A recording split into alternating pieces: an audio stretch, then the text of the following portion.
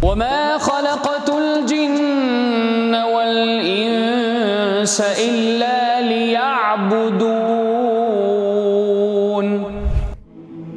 Have you ever wondered what anchors your heart in a world full of uncertainties? What gives your faith a foundation and direction and unshakable peace? At Tabarak Academy, we'll bring you the essence of Aqeedah, the core of our belief system. It's more than knowledge, it's the light that guides every action, every thought, and every hope. Without it, how do we understand who we are and why we're here?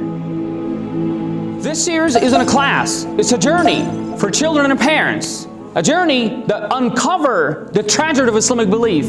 In this series, you'll be learning a lot about the Prophet's stories and the morals and the lessons behind the Prophet's stories. About the belief of Allah subhanahu wa ta'ala, the Prophets, the angels, the books, the Day of Judgment, and also the Qadr and the decree of Allah subhanahu wa ta'ala. Let's strengthen our faith in Allah subhanahu wa ta'ala. Stay tuned with Tabarak Academy, one episode at a time. A journey to a stronger Aqeedah starts now.